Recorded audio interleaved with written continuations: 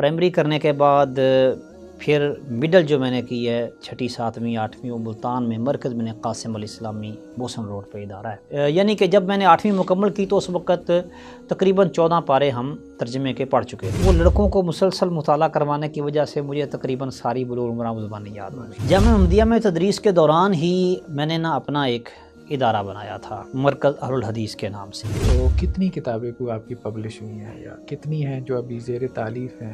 جو پبلش ہوئی ہیں وہ تقریباً 5 یا 6 کتب ہیں، زیر تالیف جو ہیں وہ تقریباً 3 کتب ہیں۔ فرق کے رد والا جو کام ہے ضرورت پڑنے پر کرتے ہیں، چھوڑا نہیں جا سکتا اس کو اور نہ ہی یہ چھوٹ سکتا ہے۔ ایک بڑا بیٹا ہے عبد الرحمن، وہ 14 سال کا ہے پہلی اہلیہ سے۔ اچھا، 2 اہلیہ؟ ہاں جی، اور دوسری سے 2 بیٹے ہیں، ایک محمد اور ابراہیم۔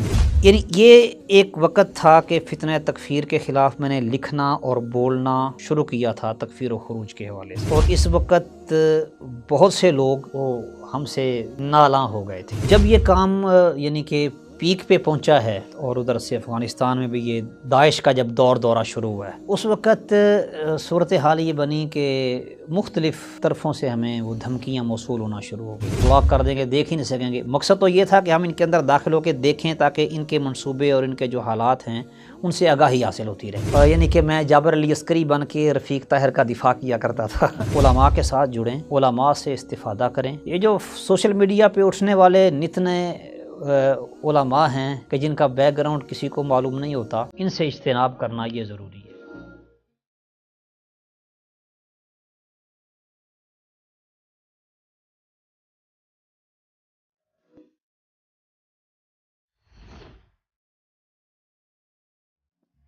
بسم اللہ الرحمن الرحیم۔ ناظرین السلام علیکم ورحمۃ اللہ وبرکاتہ۔ بیٹھک پروگرام میں ہم ایک مرتبہ پھر آپ کے سامنے حاضر ہیں۔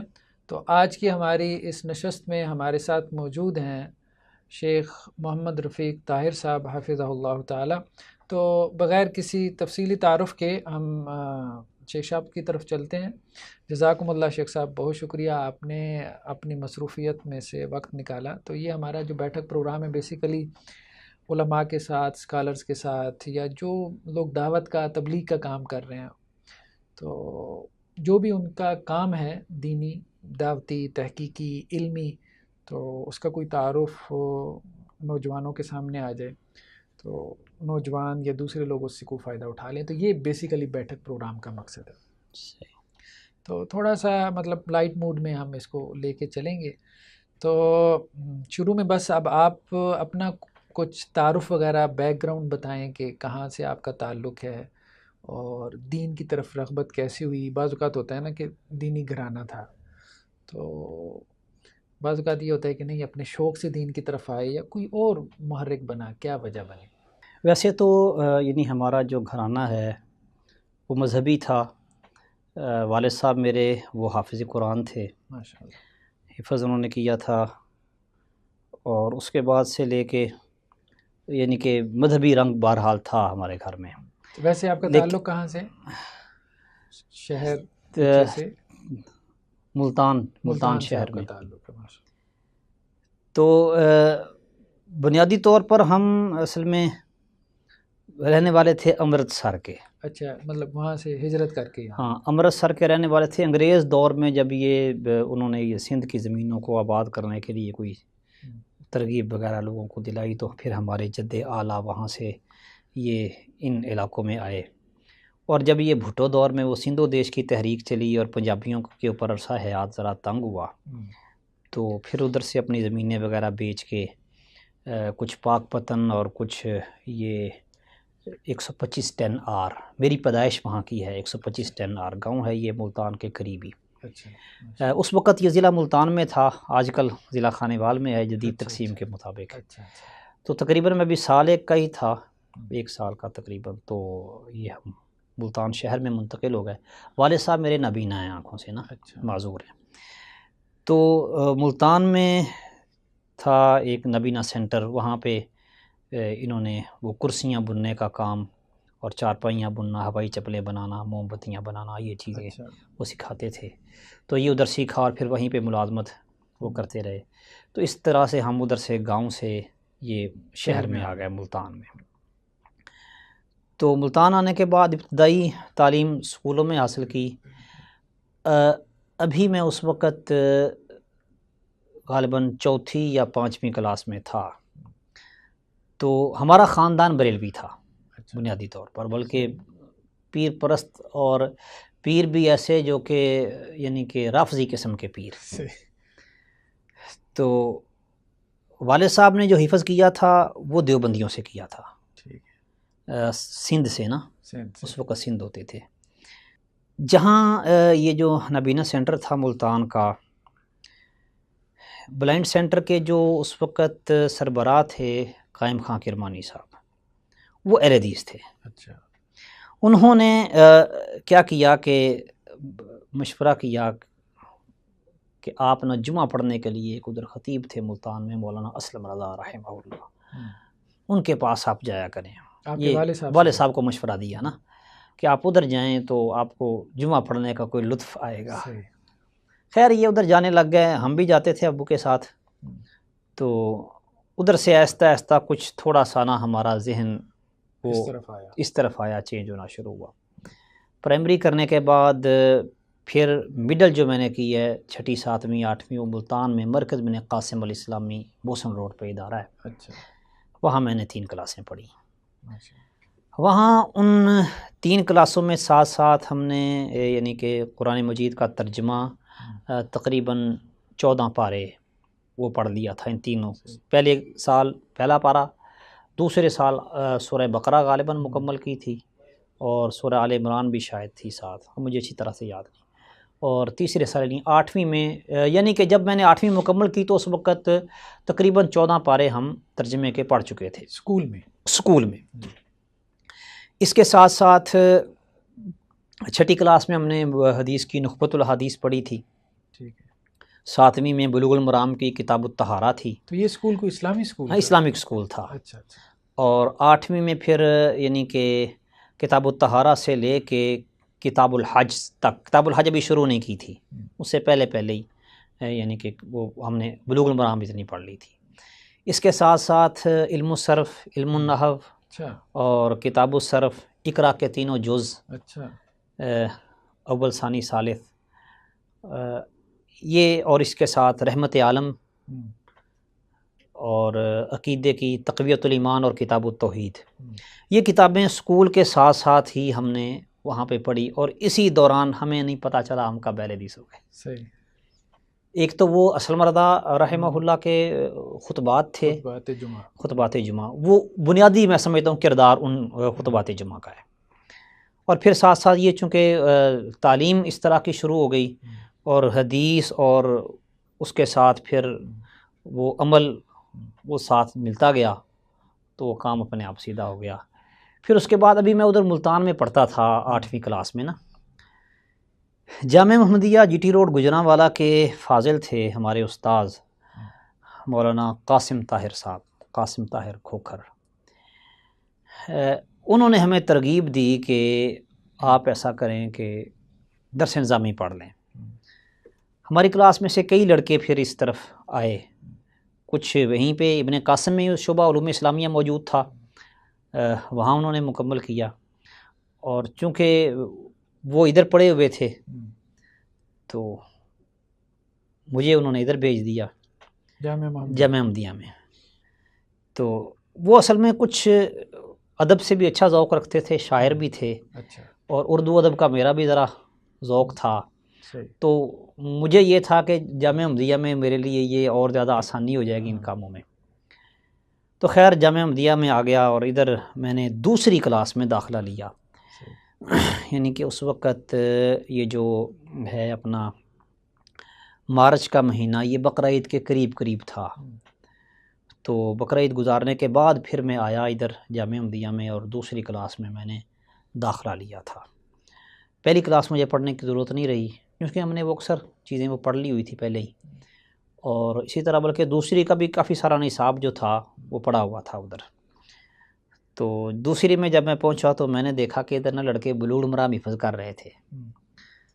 اب چونکہ بقرہ عید تک وہ کتاب الطہارہ تقریباً ختم ہونے کے قریب ہوتی ہے، تو میں نے دیکھا کافی ساری حدیثیں گزر گئی ہیں، تو مجھے بڑا افسوس لگا کہ کاش میں شروع میں آ جاتا تو میں بھی ان کے ساتھ مل کے نا بلوغ المرام حفظ کرنا شروع کر دیتا، لیکن خیر بات گئی۔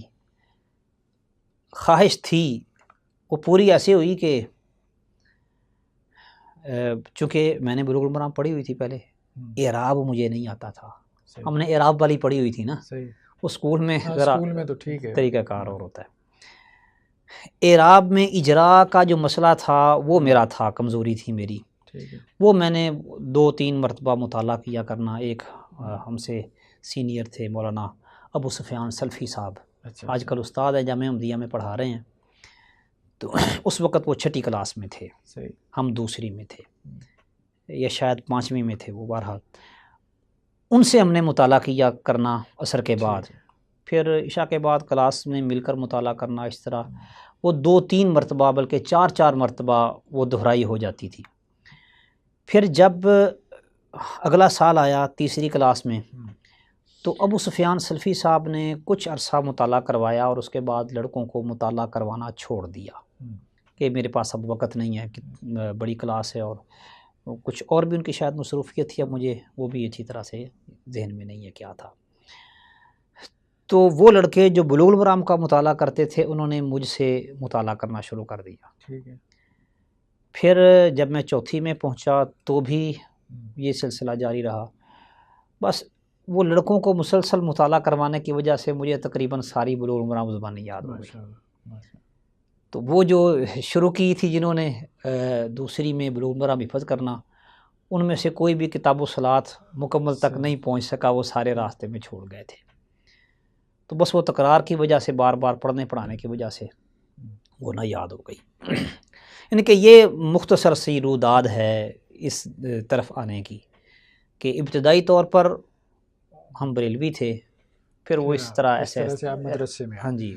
کتنا کوئی عرصہ ہو گیا ہوگا ابھی آپ کو، یعنی آپ تدریس کر رہے ہیں یا دین کی خدمت یا علمی اور تحقیقی کام میں ہے، مطلب فراغت کے بعد سے کتنا کوئی عرصہ ہو گیا؟ فراغت میری ہوئی ہے 2003 میں۔ 2003 میں، تو مطلب یہ ہے کہ 18 سال سے آپ ابھی تدریس میں تقریباً اور تحقیق میں اور تعلیمی مشاغل میں مصروف ہے۔ اچھا، دوسرا یہ بتائیے گا کہ ابھی مطلب آپ کی جو پرانی کہیں پہ تدریس جو بھی آپ کرتے رہے، یا ابھی فی الحال کس ادارے کے ساتھ آپ کی کوئی وابستگی ہے، ایکٹیویٹیز کیا کیا ہیں، آپ کہاں پہ تدریس کر رہے ہیں، یا اس کے علاوہ کوئی اور تحقیقی کام ہے یا تبلیغی کام ہے؟ تدریس کے حوالے سے یہ ہے کہ جب میں فارغ ہوا تو چونکہ فراغت سے پہلے ہی اپنا درس و دروس وغیرہ کا سلسلہ ہمارا جاری تھا، بلکہ دوسری کلاس سے ہی جس سال میں آیا ہوں جامعہ میں پڑھنے کے لیے، اس سال سے لے کے ہی مسلسل یعنی کہ کہیں نہ کہیں درس دروس اور جمعہ وہ جاری و ساری رہتا تھا۔ فراغت کے بعد بھی ایسا ہوا، چونکہ فراغت سے پہلے ہی میں ایک مسجد میں امامت خطابت کر رہا تھا، امامت نہیں تھی خطابت تھی، تو اور ساتھ ایک ترجمہ قرآن کلاس تھی، تو فراغت کے بعد میں ادھر ہی ابھی تھا گجرانوالہ میں ہی نا۔ تو ہزاروی صاحب کا پیغام آیا، مولانا عبدالحمید ہزاروی صاحب رحمہ اللہ کا، جو جیلم والے؟ نہیں، ہمارے جامعہ احمدیہ کے شیخ الحدیث تھے سابقاً، یہ گزشتہ سال فوت ہوئے۔ ان کا پیغام آیا، میں پہنچا ادھر جامعہ میں، تو انہوں نے پوچھا گویا کیا کر رہے ہو؟ میں نے بتایا جی اس طرح، تو انہوں نے کہا یہ ہری پور میں ضرورت ہے خطیب کی، ادھر بڑی مسجد ہے ایک، تو وہاں پہ ان کو خطیب چاہیے، تو آپ ادھر چلے جائیں۔ خطابت میری الحمدللہ اس وقت اچھی تھی، آج کل تو ہم نے خطابت چھوڑ دی ہے، آج تو وہ سادہ باتیں کرنے لگ گئے ہیں۔ ابھی میں ادھر پہنچا نہیں تھا کہ مولانا ابراہیم صاحب ہوتے تھے چیچا وطنی والے، وہ اس وقت امیر تھے صوبہ سرحد کے مرکزی جمعیت کے، تو ان کے ساتھ چونکہ شیخ صاحب کا رابطہ تھا، تو انہوں نے فون کیا، فون کر کے انہیں بتایا کہ جی باغ آزاد کشمیر میں جامعہ خیریہ سلفیہ میں استاد کی ضرورت ہے، تو اسے آپ ادھر آگے بھیج دیں باغ میں پڑھانے کے لیے، یہ تدریس کر لے گا، اور خطابت کے لیے ہم آپ کو کوئی اور بندہ دے دیں گے۔ ٹھیک ہے۔ انہوں نے مجھے نہیں بتایا۔ ابراہیم صاحب نے خاموشی سے، ایک ادھر تھے عطاء الرحمن ہزاروی صاحب تھے، ان کے پاس میں ٹھہرا تھا، تو ان کی مسجد میں ہی میرا انہوں نے جمعہ رکھا تھا، اور ایک تو اور پروگرام انہوں نے طے کیے ہوئے تھے پہلے، جب میری آمد کا ان کو پتہ چلا، وہ سارے پروگرامز وغیرہ کروا کے 2 دن وہاں رہنے کے بعد پھر مجھے انہوں نے بتایا کہ جی شیخ صاحب کا فون آیا تھا، اچھا، وہ یوں کہہ رہے تھے، لیکن میں نے آپ کو اس لیے نہیں بتایا تھا کہ آپ ہمارا ماحول دیکھ لیں۔ وہ آپ نے دیکھ لیا ہے، اب فیصلہ آپ نے کرنا ہے کہ آپ نے یہاں رہنا ہے یا آگے جانا ہے۔ تو میں نے کہا جی مجھے تو آپ کا کوئی پتہ نہیں، شیخ صاحب نے بھیجا تھا، تو استادوں نے جہاں کہا ہم وہیں جائیں گے، دیکھیں گے کیا ہوتا ہے۔ وہاں سے باغ آ گیا آزاد کشمیر میں جامعہ خیریہ، وہاں 1 سال پڑھایا،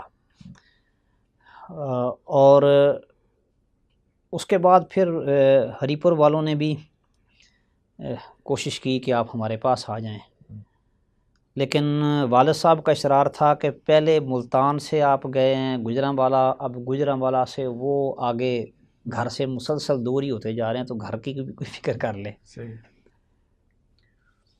خیر والد صاحب کے کہنے پر پھر میں ادھر آ گیا ملتان، پھر میں نے مرکز ابن قاسم الاسلامی میں تدریس کی ہے 3 سال، 3 سال تک وہاں پڑھاتا رہا ہوں، اور اس کے بعد پھر جامعہ احمدیہ عام خاص باغ ملتان میں، جامعہ احمدیہ میں تدریس کے دوران ہی میں نے اپنا ایک ادارہ بنایا تھا، مرکز اہل الحدیث کے نام سے، ملتان میں ہی میری اپنی ذاتی لائبریری تھی، تو ادھر مسجد ایک تعمیر کروائی، تو مسجد کے ساتھ ہی ہم نے وہ لائبریری کے لیے جگہ الگ کر لی، لائبریری وغیرہ وہاں پہ سیٹ کی، اور وہاں پہ پھر طلباء کو تخصص کے کچھ اسباق وہ 2nd ٹائم شروع کیے پڑھانے، اور فرسٹ ٹائم وہ طالب علم خود ہی کر لیتے تھے، میں ادھر جامعہ میں ہوتا تھا، شام کو آ کے پھر میں ان کو دیکھ لیتا تھا۔ پھر اس کے بعد یعنی کہ جامعہ کی تدریس ختم کر کے اپنے ادارے میں رہا ہوں، حتیٰ کہ شیخ ہزاروی صاحب حافظہ اللہ کا پھر رحمہ اللہ کا پیغام آیا کہ جی آپ ادھر گجرانوالہ میں آئے جامعہ احمدیہ میں، یہاں ضرورت ہے ہمیں، تو استاد جی کے کہنے پر ادھر آ گیا۔ جامعہ میں آ کے اب دیکھا کہ جو حالات اس وقت تھے جب ہم پڑھتے تھے وہ اب نہیں ہیں، مطلب تعلیمی اعتبار سے بھی، تربیتی اعتبار سے بھی کافی حد تک وہ معاملہ کمزور ہو چکا ہے بزرگ اساتذہ کے چلے جانے کی وجہ سے۔ تو خیر ادھر میں نے تدریس کی ہے، کرتا رہا ہوں کوئی 3 سال غالباً، تو اس کے بعد پھر آج کل وہ تدریس چھوڑ کے اور گھر میں ہی تصنیف و تالیف کا کام کوئی جاری ہے۔ چلو ماشاءاللہ، ابھی آپ کی تصنیف و تالیف کی بات آ گئی، تو کتنی کتابیں کو آپ کی پبلش ہوئی ہیں، یا کتنی ہیں جو ابھی زیر تالیف ہیں، پائپ لائن میں ہیں؟ جو پبلش ہوئی ہیں وہ تقریباً 5 یا 6 کتب ہیں، اور زیر تالیف جو ہیں وہ تقریباً 3 کتب ہیں بڑی، جن پر یعنی کہ کام ہو رہا ہے، باقی چھوٹے چھوٹے مقالات اور رسائل وہ وقتی ہوتے ہیں، وہ تھوڑا سا درمیان میں وقت نکلتا ہے تو وہ کوئی نہ کوئی تو اور جو کر دیتے پبلش ہیں۔ ہوا اس میں مطلب کیا زیادہ موضوع آپ کا کیا رہا ہے؟ حدیث ہے یا اصول فقہ ہے یا فتاوی ہیں، کیا مطلب؟ جو پبلش ہوا ہے اس میں عمومی مسائل ہیں، عمومی مسائل۔ ہاں جی، کچھ تو جو چیزیں ایسی پبلش ہوئی تھیں وقتی طور پر جو کہ دروس تھے، ہم نے سلسلہ ایک شروع کیا تھا فتنہ انکار حدیث پہ نا۔ اچھا اچھا۔ ملتان اور اس کے ارد گرد کے علاقے میں یہ جماعت المسلمین کے مختلف گروہ پائے جاتے ہیں، محمد ہادی پشاوری کا گروپ تھا، ڈاکٹر بشیر کا گروپ ہے، اور مسعود احمد BSc کا بھی، اور مسعود الدین عثمانی کا گروپ بھی ہے، اور اس کے علاوہ ایک اور مشتاق نام سے تھا بندہ، اس کا ایک اپنا ہی مسلمین کا گروپ، یعنی کہ کئی ایک ان کے دھڑے لوگ تھے جو کام کر رہے اور ان کے ہر ایک دھڑے کے الگ الگ ہی اپنے اپنے عقائد و نظریات تھے۔ ملتان کے قریب ایک قصبہ ہے بدلہ سنت، تو بدلہ سنت میں جماعت المسلمین کا گڑھ تھا، اور ان کا وہاں سالانہ اجتماع وغیرہ وہاں ہوتا تھا۔ تو وہاں ہم نے یعنی کہ شروع کیا ان کا تعاقب کرنا، شہر کے اندر بھی کام شروع کیا۔ اس دوران سلسلہ وار نہ دروس رکھے۔ میرا ایک شاگرد تھا ریاض الرحمن حیدر، اس نے مسجد امیر حمزہ ملتان میں، تو مختلف موضوعات پہ نا جو ان کے عقائد تھے اس کے رد میں، وہ جو درس ہوتا تھا اس کو جمعے کے دن درس ہوتا تھا عصر کے بعد، تو اگلے جمعے پر جو گزشتہ درس تھا اس کو وہ چھاپ کے کتابی شکل میں وہ تقسیم کر دیتے تھے۔ وہ دفاع حدیث سیریز تقریباً وہ جو تھے کوئی 10 کے قریب دروس تھے، وہ سارے اس طرح سے تباہ ہوئے۔ پھر شعبان کے بدعات کے حوالے سے مرکز دعویٰ سلفیہ اسلام آباد والا شیخ طالب الرحمان شاہ صاحب حافظ اللہ، ان کی طرف سے ایک وہ رسالہ شعبان کے اوپر، شعبان کی بدعات پہ، وہ تباہ ہوا۔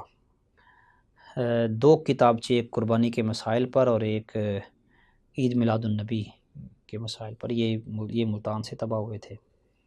پرنٹنگ لاہور سے ہی ہوئی تھی، تو ادھر ہی۔ تو ابھی جو زیر تالیف ہے اس میں کوئی بڑا آپ کا کیا پروجیکٹ ہے جو ابھی جس پہ کام کر رہے ہیں؟ ایک تو سنن نبی داود کے اوپر کام ہے، اچھا، شرح اور درسی حاشیہ، اچھا شرح درسی کتاب کے لیے حاشیہ ہے اور شرح ہے۔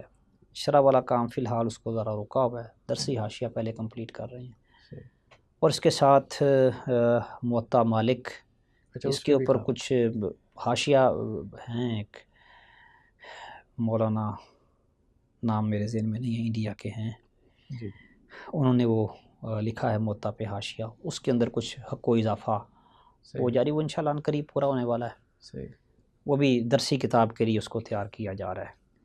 یہ 2 بڑے پروجیکٹس ہیں فی الحال، اور ساتھ میں کوشش کر رہا ہوں کہ کچھ چھوٹا چھوٹا دیگر جو کام ہے، اب نماز کے موضوع پر، نماز، جنازہ اور زکوٰۃ، یہ 3 موضوعات ہم میرے فائنل ہیں تقریباً، ان کی وہ یعنی کہ تسوید کچھ ہے، باقی ابھی باقی تصحیح وغیرہ کرنی ہے، نظر ثانی وغیرہ، اس طرح کے کام چھوٹے موٹے وہ ہیں ساتھ ساتھ، باقی تقریباً وہ مکمل ہے۔ تو بڑے کام یعنی یہی ہیں 2، اس کے ساتھ یہ چھوٹا موٹا کام وہ چلتا رہتا ہے، تو کبھی کبھی وہ درمیان میں کوئی مضامین لکھنے پڑ جاتے ہیں، آ جاتا ہے کوئی موقع، کسی کو جواب دینا پڑ جاتا ہے کبھی، وہ تو چلتا رہتا ہے ساتھ۔ سوشل میڈیا پہ بھی آپ خاص دور میں کافی ماشاءاللہ سے متحرک رہے، تو کب سے اور مطلب آپ کا سوشل میڈیا کا شوق ہوا، اور اس میں کوئی ابھی آپ کی کوئی ویب سائٹ وغیرہ ہے، کوئی فورم وغیرہ ہے جو چلا رہے ہوں؟ سوشل میڈیا پہ 2003 میں جب میں فارغ ہوا نا، تو اس وقت مجھے تعارف کروایا پال ٹاک کا عطا الرحمن ہزاروی نے، عطا ہزاروی نے۔ اس وقت یہ پال ٹاک ہی ہوتا تھا، اور یہ فیس بک وغیرہ یہ دوسری تیسری چیزیں اس وقت کچھ بھی نہیں تھا ابھی۔ تو وہاں پہلا جو میرا درس ہے آن لائن اور سوال جواب کی نشست، وہ پال ٹاک پہ ہوئی۔ اس وقت میں گیا تھا انہیں ملنے کے لیے ہری پور میں، ہزارے میں، جب میں باغ پڑھاتا تھا۔ تو پال ٹاک چلتا رہا ایک عرصے تک، اس کے بعد پھر وہ بلکس میسنجر آ گیا۔ بہت سی دنیا وہ پال ٹاک کو چھوڑ کے بلکس پہ اس وجہ سے بھی آئی کیونکہ پال ٹاک نے وہ جو فری آئی ڈی تھی وہ ختم کر دی تھی۔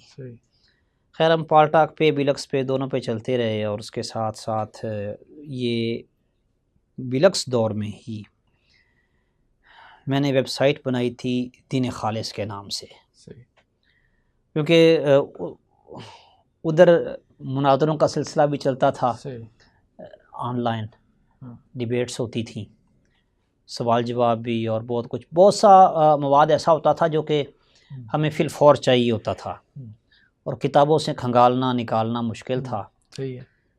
تو میں نے پھر وہ ویب سائٹ بنائی دین خالص کے نام سے، اور ادھر یہ جتنا مواد تھا ہمیں فرق کے حوالے سے، ردود کے حوالے سے جو درکار ہوتا تھا وہ سارے کا سارا اس پہ ڈالا، اور اہل حدیث علماء کی آڈیوز اور ان کے کتب مضامین وغیرہ، کتابوں کی طرف توجہ کم ہی رہی ہے، تو باقی مضامین وغیرہ جو تھے جو سرچیبل ہوں وہ سارے ہم نے اس پہ ڈالے تھے۔ تو پھر یہ جو اب نیشنل الیکشن پلان والا معاملہ کھڑا ہوا تو وہ اس کو ہم نے ویب سائٹ کو کلوز کر دیا۔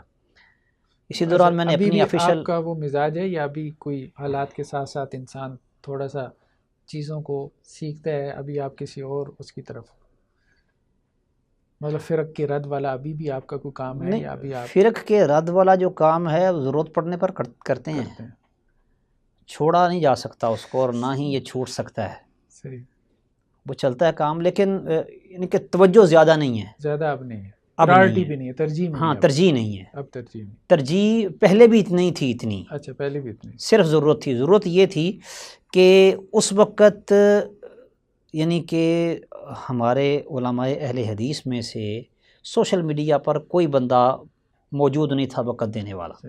شیخ عبداللہ ناصر رحمانی حفظہ اللہ وہ وقت دیتے تھے، ان کا درس ہوتا تھا ہفتے میں ایک آن لائن۔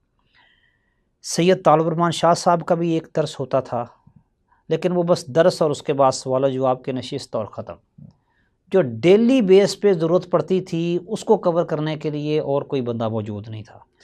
پھر وہ جتنی بھی ضروریات تھی نا ہمیں ہر جگہ سر دینا پڑا، اور وہ پھر سلسلہ چلتا گیا۔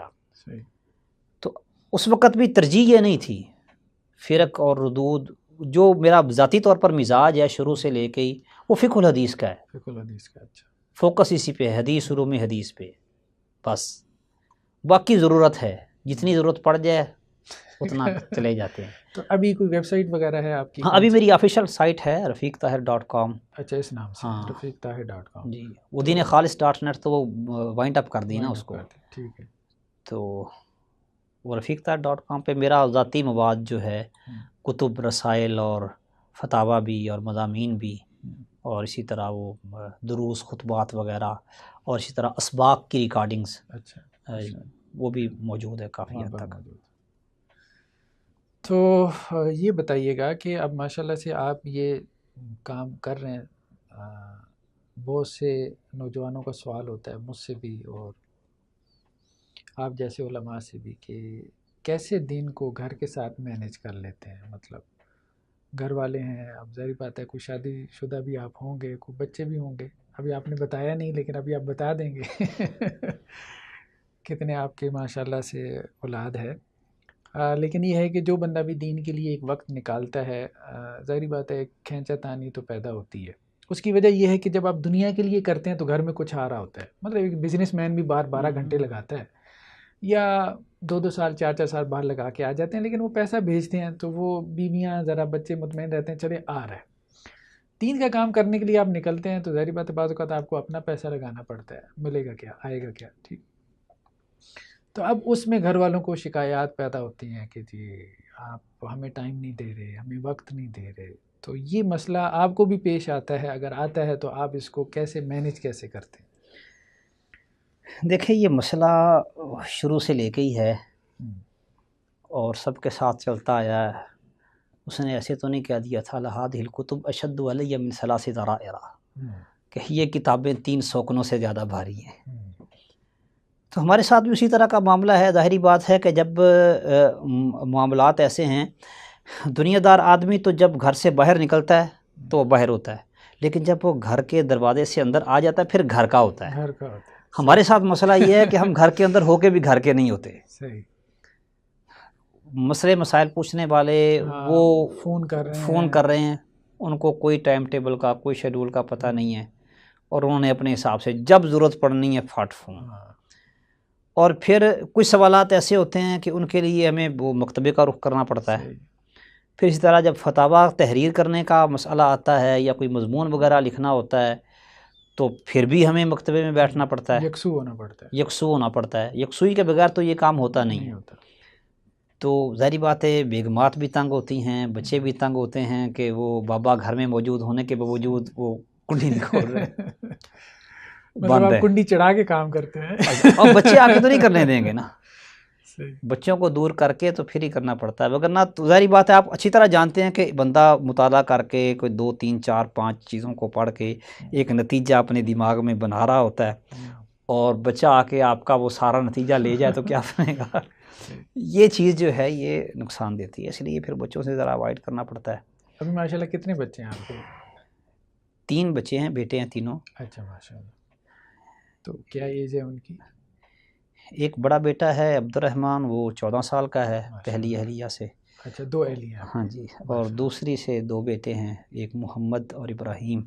محمد تقریباً 3.5 سال کا ہے، اور ابراہیم کوئی 2.25 سال کا ہے. تو پھر آپ کیا مطلب سجیسٹ کریں گے، اور جو ہمارے ناظرین ہیں ان کو دوسری شادی کے حوالے سے کیا مشورہ دینا چاہیں گے؟ آپ کا تو ذاتی تجربہ بھی ہے، مطلب مشکل کام ہے یا مطلب انسان کو اس طرف سوچنا چاہیے، آسان ہے؟ کچھ لوگ 2 کرنے کے بعد کہتے ہیں یار نہیں ہم سے غلطی ہو گئی، نہ کریں.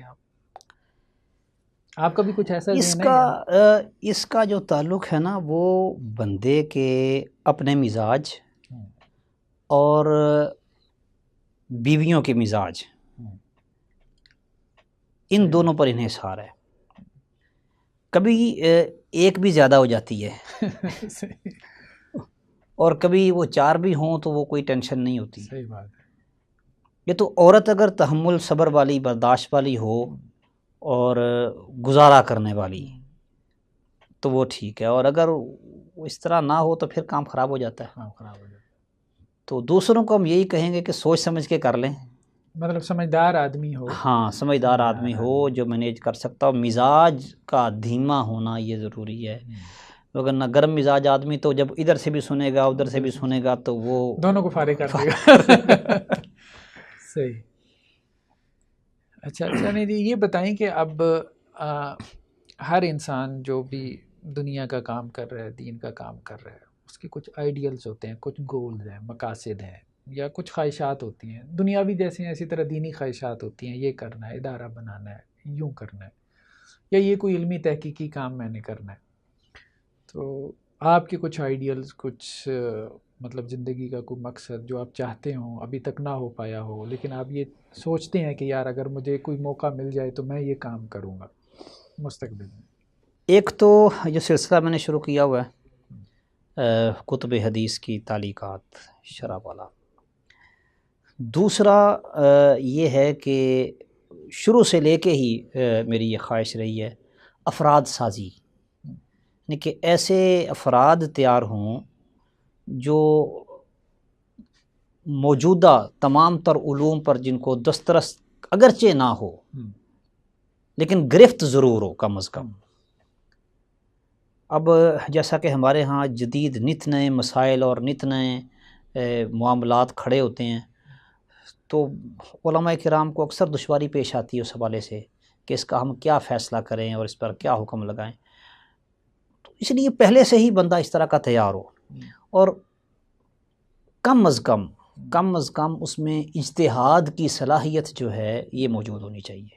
مسائل کے استخراج، استنباط کا، عمل کا یہ موجود ہو.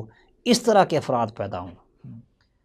تدریس کے میدان میں بھی جو مدرس ہے وہ ایسا ہو کہ جو کتاب کو اپنے دماغ میں لے کے پھرے، اپنا ذاتی کنسپٹ اس کا کلیئر ہو. یہ نہ ہو کہ وہ کتاب پڑھا رہا ہو اور اس کو یہ نہیں پتا کہ میں نے آج جو پڑھایا تو 2-4 دن بعد آگے کیا بات آنے والی ہے. ایسا مکمل طور پر کتاب اس کے دماغ میں ہو. طالب علم کو وہ پڑھائے تو جو سبق ہے وہ پہلے اس کو خلاصہ اور اس کا جو ہے ایک لب لباب وہ بیان کر دے، پھر کتاب کا حل، اور اس کے بعد پھر جو طالب علموں نے پڑھا ہے وہ اس کو اچھی طرح سے سمجھا دے. اس طرح کرنے والے مدرس، یعنی کہ فقہ و اجتہاد میں اور تدریس کے میدان میں افراد سازی، یہ میری ایک خواہش ہے کہ یہ ہونی چاہیے. اور میں نے جس قدر مجھ سے ہو سکا کچھ نہ کچھ اس کے حوالے سے محنت بھی کی ہے. تو باقی کوئی خاص ادارہ، وہ جو میں نے ذکر کیا آپ کو کہ ملتان میں میں نے شروع کیا تھا تخصص مرکز اہل حدیث کے نام سے، اس میں بنیادی کام یہی تھا کہ مسائل پر گرفت، استنباط اور استخراج کا طریقہ کار یہ سکھایا جائے۔ ماشاء اللہ سے آپ کی کچھ تحریریں میں نے بھی دیکھی ہیں ایک وقت میں سوشل میڈیا پہ اور مختلف فورمز کے اوپر، اور آپ کا کام دیکھا خاص طور پہ تکفیر کے فتنے کے حوالے سے، ماشاء اللہ کافی اچھا کام تھا اس کے رد پہ، ایک بڑا فتنہ تھا۔ تو کبھی دین کے حوالے سے کوئی مشکلات پیش آئی ہوں، یا ایسے موضوعات پہ کام کرتے ہوئے کوئی مشکلات پیش آئی ہوں؟ جیسے انسان بعض اوقات ہوتا ہے کہ کچھ موضوعات ایسے حساس ہوتے ہیں لیکن وقت کی ضرورت ہوتی ہے، اور جب آپ ان پہ کام کرتے ہیں تو بہرحال آپ کو ایک رسپانس ایسا آتا ہے کہ بندہ کہتا ہے کہ یار میں کس مشکل میں پڑ گیا ہوں۔ تو کچھ ایسا، یا اس کے علاوہ اوورآل ویسے کوئی دین کی طرف آنے سے کوئی مشکلات آئی ہوں؟ مطلب جیسے آپ کا خاندان اگر کوئی ایک خاص مکتب فکر سے تھا، مسلک سے تعلق رکھتا تھا، تو خاندان والوں نے کوئی جیسے کوئی بائیکاٹ کیا ہو، یا معاشی اعتبار سے جیسے انسان جب دین کی طرف آتا ہے تو اللہ تعالیٰ آزمائشیں تو ڈالتا ہے، تو ایسا کبھی ہوا؟ خاندان کے حوالے سے تو یہ صورتحال ہے کہ یوں سمجھے کہ میں اس وقت اپنے خاندان سے مکمل طور پر کٹ چکا ہوں۔ اچھا، مکمل طور پر مطلب آپ کٹے ہیں یا انہوں نے کٹنے کا فیصلہ کیا؟ بس وہ ہم سے کھینچے، ہم ان سے کھینچے، بیچ سے ناتا ٹوٹ گیا، یہ حساب بن چکا ہے۔ اصل میں ایک بغض اور نفرت جو ہے، جب اس کا اظہار ہوگا اور معاملات اس طرح کے ہوں گے تو پھر کام بگڑ جاتا ہے۔ میں نے آپ کو بتایا کہ وہ صرف پیر پرستی نہیں بلکہ ہمارے نانکوں کے جو پیر ہیں وہ شیعہ ہیں، تو وہ پھر کافی ڈفرینس ہاں بہت زیادہ گیپ ہے نا، بہت زیادہ گیپ یعنی کہ اگر تو پیر جو ہیں بریلویوں کے وہ کوئی تھوڑے سے وہ بریلوی ٹائپ ہی ہو نا، تو پھر بھی کچھ نہ کچھ رکھ رکھاؤ بن جاتا ہے، لیکن وہ زیادہ بہت آگے، ہاں جی بہت آگے تھا۔ آ رہی۔ باقی کام کے حوالے سے یہ ہے کہ جب ہم نے کام شروع کیا فتنہ تکفیر کے اوپر، یہ بات ہے غالباً 2007-08 کی، جب یہ لال مسجد والا معاملہ شروع ہوا تھا، تو اس وقت ساری ہماری مذہبی جماعتیں بھی اور دیگر لوگ بھی وہ یہی پیش کر رہے تھے کہ یہ بہت مظلوم لوگ ہیں اور حاکم وقت ان پہ ظلم ڈھا رہا ہے اور یہ وہ کر رہا ہے سارا کچھ۔ مطلب ہم ان کی بات کریں جو خودکش بمبار ہیں، ہاں جی ہاں جی، جو عوام الناس میں سوسائڈ بمنگ کرتے ہیں۔ تو اس وقت یعنی کہ صورتحال یہ بنی ہوئی تھی کہ اس مسئلے کو، فتنہ تکفیر کو اور خروج علی الحکام والا جو معاملہ ہے، اس کو میں نے ہائی لائٹ کیا اس وقت۔ میرا ایک درس رکھا ملتان دہلی گیٹ میں، کچھ لوگوں نے سانحہ لال مسجد اور ہماری ذمہ داریاں، یہ انہوں نے ٹاپک دیا تھا۔ خیر ان کا شاید ذہن کچھ اور تھا، لیکن وہاں پہ میں نے انہیں یہی بات بتائی کہ حاکم ہوتا ہے، اس کے خلاف خروج اور اس کے خلاف عسکری کارروائیاں شریعت اس کی قطعاً اجازت نہیں دیتی۔ وہاں مل بیٹھ کے جو معاملات طے ہو جائیں وہ ہو جائیں۔ باقی جو لال مسجد میں جو کچھ ہوا، ابھی تک ہمارے سامنے اس کے حقائق نہیں ہیں۔ حکومت کچھ کہہ رہی ہے، وہ عوام کچھ کہہ رہی ہے، اور لوگوں کے ذریعے ہمیں کچھ اور پتہ چل رہا ہے، نہ جانے اس کی کیا حقیقت ہے۔ ہمارا جو کرنے کا کام ہے ہمیں وہ کرنا ہے۔ یعنی یہ ایک وقت تھا کہ فتنہ تکفیر کے خلاف میں نے لکھنا اور بولنا شروع کیا تھا تکفیر و خروج کے حوالے سے، اور اس وقت بہت سے لوگ وہ ہم سے یعنی کہ نالاں ہو گئے تھے، حتیٰ کہ بعد میں جن لوگوں نے تکفیر پہ بڑا کام کیا ہے اور پوری جماعت نے کیا ہے، یہ بھی اس وقت سمجھتے تھے کہ جی ہمارے امیر محترم کی پالیسی کے چونکہ یہ خلاف ہے تو لہذا بس ہمارا ان سے کوئی تعلق نہیں۔ شاید یہ وجہ کہ شروع میں اتنا فتنہ نہیں تھا، بعد میں ہاں جی، بعد میں جب یہ زیادہ بڑا پھیلا، سب کو پتہ چل گیا، اس کا ادراک ہوا، تو پھر یہ سارے شروع جماعت الدعوہ نے غالباً 2011 کے آخر میں کام شروع کیا تھا فتنہ تکفیر کے خلاف۔ تو اس وقت تک میری اپنا توحید حاکمیت اور تکفیر کے اصول و ضوابط اور اسی طرح یہ خودکش دھماکوں کے حوالے سے اور اس کے ساتھ ساتھ یہ حکمران اور عدلیہ کو کافر قرار دینا، مسئلہ تحکیم، اس پر میرے دروس اور میرے تحریریں وہ موجود تھیں ہماری وہ دین خالص سائٹ پر. اس وقت دین خالص تھی، ابھی ہم نے یہ آفیشیل سائٹ نہیں بنائی تھی اپنی. یہ سارا کچھ اس وقت موجود تھا. اور انہوں نے پھر الصادقین پبلیکیشنز کے نام پہ ایک ادارہ بنایا تھا، اور اس ادارے کی طرف سے یہ جو رسائل تھے میرے یہ انہوں نے شائع کیے. بعد میں مقالات تکفیر کے نام سے جماعت الدعوہ نے شائع، ہاں جماعت الدعوہ نے شائع کیے تھے. میں نے وہ اپنے ان مضامین میں سے چند ایک مضامین وہ جمع کر کے ہم نے وہ بیت السلام سے شائع کیے ہیں. تکفیر و خروج اور عصر حاضر کی خارجی تحریکیں، یہ گزشتہ سال فروری میں وہ طبع ہوئی ہے کتاب. تو جب یہ کام یعنی کہ پیک پہ پہنچا ہے، وزیرستان والے معاملات جب چلے ہیں، اور ادھر سے افغانستان میں بھی یہ داعش کا جب دورہ شروع ہوا ہے، اس وقت صورتحال یہ بنی کہ مختلف طرفوں سے ہمیں وہ دھمکیاں موصول ہونا شروع ہو گئیں. ایک ان کا فورم تھا باب الاسلام.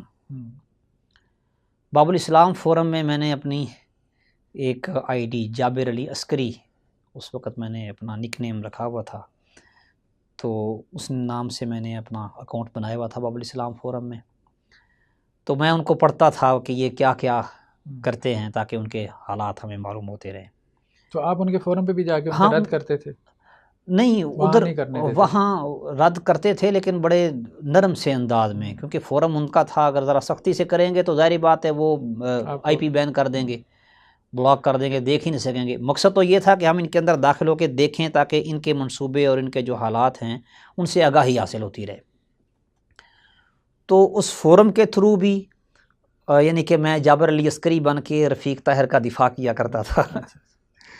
تو خیر وہ ایک وقت تھا، گزر گیا. تو بہرحال انہوں نے کافی ای میلز کے ذریعے بھی اور ویسے بھی وہ دھمکیاں شمکیاں وہ کافی ادھر ادھر کے وہ معاملات، بلکہ ملتان میں جو ان کا تھا اپنا سیٹ اپ، ان کے ذریعے ایک دفعہ انہوں نے کچھ شرارت کرنے کی کوشش بھی کی، بہرحال اللہ نے ناکام بنا دی. تو خیر ہوا کچھ نہیں، لیکن یہ معاملات اس طرح کے ہوئے ہیں، چلتے رہے ہیں، لیکن کوئی خاص پریشانی وہ الحمدللہ نہیں ہوتی. اچھا یہ بتائیے گا کہ بہرحال یہ ایک ہمارے ہاں ایک بحث تو بہت اہم ہے. یہ بات تو ٹھیک ہے کہ حکمران کے خلاف تکفیر خروج جو ہے نا، اس سے فتنہ فساد زیادہ پھیلتا ہے. اس کو تو کسی صورت الاؤ نہیں کیا جا سکتا، اور نہ ہی ہمارے ہاں سلف نے اس کو الاؤ کیا. لیکن اس سے ایک اور پھر بحث پیدا ہوئی کہ کیا حکمران کو نصیحت بھی نہیں کی جا سکتی، آپ اس کو کیا تبلیغ بھی نہیں کر سکتے. یعنی ہمارے ہاں مطلب ایک موقف آتا ہے، پھر دوسرا آتا ہے، پھر درمیان میں سے ایک تیسرا موقف بھی نکلتا ہے. تو ایک موقف یہ بھی پیدا ہوا خاص طور پہ سلفی گروپس کے اندر، اور آپ اہل الحدیث کہہ لیں، سلفی کہہ لیں، کہ برسر ممبر آپ حکمران کو نصیحت نہیں کر سکتے. مطلب ابھی ہم اس کی بات نہیں کر رہے تکفیر خروج کی، ہم یہ کہہ رہے ہیں کہ اگر کوئی بندہ جو ہے وہ کوئی بندوق اٹھائے بغیر، کلاشن کوف اٹھائے بغیر، جیسے اب آپ دیکھیں ہمارے یہاں اینکر پرسن ہیں، صحافی ہیں، سارے حکومت کو رگڑا لگا رہے ہوتے ہیں، تنقید کر رہے ہوتے ہیں ٹویٹر پہ، سوشل میڈیا پہ. تو اب کیا آپ کیا سمجھتے ہیں، آپ کا کیا موقف ہے کہ اگر کوئی آئین کی حدود میں رہتے ہوئے کوئی اس قسم کی تنقید کرٹیسائز حکومت پہ کر سکتا ہے، یا جیسے اب آپ دیکھیں کچھ ہمارے ہاں مذہبی جماعتیں ہیں وہ کیا کرتی ہیں، وہ دھرنا دے دیتی ہیں، یا سیاسی جماعتیں بھی ایک دوسرے کے خلاف دھرنا دے دیتی ہیں، سیمینار کر لیے، ٹھیک ہے، آپ لانگ مارچ کر لیا، کچھ کر لیا، مطلب وہ اس میں وہ وائلنس نہیں ہے، وہ قتل و غارت نہیں ہے. اس کے بارے میں آپ کی کیا رائے ہے کہ اس کی کوئی کسی حد تک اجازت ہے؟ دیکھیں جہاں تک بات ہے حکمران کو نصیحت کرنے کی، تو نصیحت یہ تو دین کا ایک بنیادی حکم ہے، بلکہ دین ہے ہی نصیحت، الدین النصیحہ. اور سب سے پہلے ائمۃ المسلمین، اللہ کے لیے نصیحت، ولی رسولہ ولی ائمۃ المسلمین وعامتہم. تو ائمۃ المسلمین کو، مسلمانوں کے جو حکام ہیں، انہیں نصیحت کرنا یہ دینی فریضہ ہے، ملی فریضہ ہے. یہ لازمی ضرور ہونی چاہیے۔ جہاں حاکم غلطی کرے وہاں اسے ٹوکا جائے، اور جہاں وہ کوئی درست اقدام کرے، اچھا کام کرے، اس پر اس کی تعریف و توصیف وہ بھی ہونی چاہیے، تاکہ وہ مزید خیر کے کاموں میں آگے بڑھے۔ یہ مطلوب شریعت ہے۔ باقی جو رہ گئی بات سرن نصیحت کرنے کی اور جہرن نصیحت کرنے کی، اس میں حالات اور ظروف دیکھنے پڑتے ہیں۔ ہمارے ہاں خاص کر چونکہ جمہوری حکومت ہے، جمہوری نظام رائج ہے، تو جمہوری نظام ہمیں یہ کہتا ہے کہ آپ کے لیے یہ حدود ہیں، ان میں رہتے ہوئے آپ اپنی بات کریں، ہم سنیں گے، کوئی ایشو نہیں ہے، کوئی ایشو نہیں ہے۔ اس میں جمہوری حکومت آپ کو جلسے کرنے کی اجازت دیتی ہے، ریلیاں نکالنے کی اجازت دیتی ہے، دھرنے دینے کی بھی اجازت دیتی ہے۔ ہاں اللہ کہ حکومت کسی وجہ سے وقتی طور پر اسے منع کر دے، وہ ایک الگ چیز ہوتی ہے کہ حالات ایسے نہیں ہیں، جس طرح آج کل مثلا کرونا کا ایک بہانہ ہے تو اس وجہ سے وہ آپ کو روک دیتے ہیں، یا سیکیورٹی ایشوز ہوتے ہیں اس وجہ سے آپ کو روک دیتے ہیں۔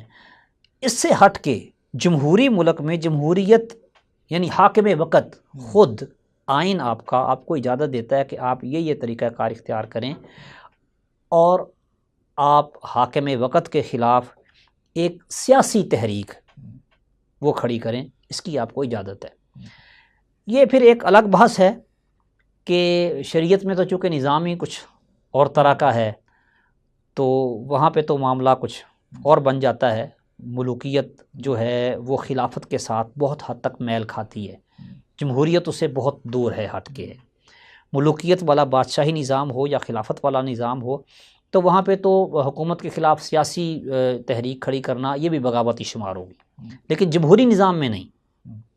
جمہوری نظام میں آپ حاکم وقت کو برسر منبر نصیحت بھی کریں گے، لیکن انداز احسن ہونا چاہیے۔ یہ آپ اس لیے کہہ رہے ہیں کہ ملوکیت یا خلافت کا نظام الاؤ نہیں کر رہا ہوتا، اجازت نہیں دے رہا ہوتا اس کی، جبکہ یہ آپ جمہوریت اجازت دیتی ہے، بلکہ خود مطالبہ دیکھیں نا، حزب اقتدار کا جو قائد ہے وزیر اعظم، بالکل اس کے برابر ہوتا ہے حزب اختلاف کا قائد۔ وہ پارلیمنٹ میں تنقید کر رہے ہوتے ہیں کھڑے ہو کے۔ ہاں جی، یعنی کہ ان دونوں کو برابر کا پروٹوکول دیا جاتا ہے، دونوں ایک ہی پلڑے میں برابر کے رکھے جاتے ہیں۔ اور بنیادی طور پر تو جمہوریت میں حزب اختلاف کو کھڑا کرنے کا مقصد تھا تنقید برائے اصلاح، جس کو کہ ہمارے لوگوں نے بگاڑ دیا ہے، تنقید برائے تنقید، بلکہ برائے تنقیص۔ صحیح۔ تو وہ تنقید برائے اصلاح والا جو کام ہے وہ ذرا پیچھے رہ گیا ہے۔ حاکم وقت کی جو کمزوریاں ہیں ان کو دور کرنے کے لیے ملکی نظام، ملکی آئین میں رہتے ہوئے اگر کوئی اس طرح کا معاملہ کیا جاتا ہے تو اس میں کوئی حرج نہیں ہے، کیونکہ ہمیں آئین قانون اس بات کی اجازت دے رہا ہے۔ ہاں، لیکن آئین و قانون کے ساتھ ساتھ ہم شریعت کے پابند ہیں، اس کو بھی ضرور دیکھنا پڑے گا کہ کیا شریعت ایسے الفاظ استعمال کرنے کی، یہ انداز اختیار کرنے کی اجازت دیتی ہے یا نہیں۔ اب مثال کے طور پر آپ لانگ مارچ کوئی لے لیں، اور اگر آپ ریلیاں نکالتے ہیں، مثلاً جلوس نکالتے ہیں، اس کو لے لیں، تو راستہ روکنے سے شریعت نے منع کیا ہے۔ آپ سڑک نہ روکیں نا، سڑک نہ روکیں، روڈ کی ایک سائڈ آپ مسافروں کے لیے چھوڑ دیں، ایک سائڈ ٹھیک ہے، آپ اپنا یعنی کہ آپ نے اپنی قوت کا اظہار کرنا ہے، احتجاج ریکارڈ کروانا ہے، وہ ہو جائے گا۔ اس سے وقتی طور پر انتظامیہ تنگ ہوگی یا عوام تنگ ہوں گے راستہ روکنے سے، حاکم کو کوئی اتنی ٹینشن نہیں ہوتی، وہ صرف جو آپ کا احتجاج ہے وہ اس کے لیے پریشان کن ضرور ہے کہ عوام، چونکہ یہ حاکم ہے کھڑا ہی عوام کے سر پہ ہے، تو جب عوام اس کے خلاف کھڑے ہوتے ہیں اور عوام کوئی مطالبات اس کے سامنے پیش کر رہے ہوتے ہیں، ظاہری بات اس پر اس چیز کا اثر ہوتا ہے، دباؤ پڑتا ہے کہ اگلی دفعہ ووٹ نہیں ملیں گے، ہماری پارٹی نہیں اقتدار میں آئے گی۔ تو شرعی احکامات کو بھی ساتھ ساتھ ملحوظ رکھا جائے، اور جو آئین نے آپ کو حق دیا ہے اسے بھی استعمال کیا جائے۔ جی شیخ صاحب، اب بس ایک آخری سوال ہے کہ کوئی اوورال آپ ہمارے نوجوانوں کو کوئی نصیحت کرنا چاہیں تو جو بھی آپ کے ذہن میں ہو کہ جس سے ان کو کوئی فائدہ ہو جائے۔ مختصر یہ ہے کہ علماء کے ساتھ جڑیں، بہت عام بات، علماء سے استفادہ کریں، اور جب بھی کوئی مسئلہ درپیش ہو تو اس فن کے جو ماہر علماء ہیں ان سے رابطہ کریں، ان سے رجوع رکھیں۔ یہ جو سوشل میڈیا پہ اٹھنے والے نت نئے علماء ہیں کہ جن کا بیک گراؤنڈ کسی کو معلوم نہیں ہوتا، ان سے اجتناب کرنا یہ ضروری ہے، وگرنہ یہ ضلوا فاضلوا کا مصداق ہو جائے گا کہ خود بھی گمراہ اور دوسروں کو بھی گمراہ کرنے والے۔ آپ جانتے اچھی طرح سے کئی لوگ ایسے ہیں جن کا علمی بیک گراؤنڈ کچھ بھی نہیں ہے، پڑھنے کو شاید انہیں قرآن بھی صحیح طرح سے پڑھنا نہیں آتا، اور وہ سکالر محقق بنے ہوئے ہیں۔ ہم تو ان کو وہ باریک کاف والا محقق کہتے ہیں۔ ایسے لوگوں سے بچیں۔ بہت بہت عام آپ کی نصیحت ہے کہ یہ فتنوں کا زمانہ ہے، تو فتنوں کے زمانے میں اگر آپ نے اپنے دین کو بچانا ہے تو علماء سے جڑیں، جڑ کے رہیں، علماء سے جڑ کے رہیں۔ بہت شکریہ شیخ صاحب، اللہ تعالیٰ آپ کو خوش رکھے۔ ناظرین، یہ تھا ہمارا پروگرام بیٹھک۔ انشاءاللہ سے نیکسٹ ایپیسوڈ میں، نیکسٹ نشست میں ہم آپ کے ساتھ دوبارہ ملتے ہیں، ایک نئے عالم دین کے ساتھ، ایک نئے اسکالر کے ساتھ، اور ان کی دعوتی، دینی، علمی اور تحقیقی خدمات کے تعارف کے ساتھ۔ اس وقت تک کے لیے اللہ حافظ، السلام علیکم ورحمۃ اللہ وبرکاتہ۔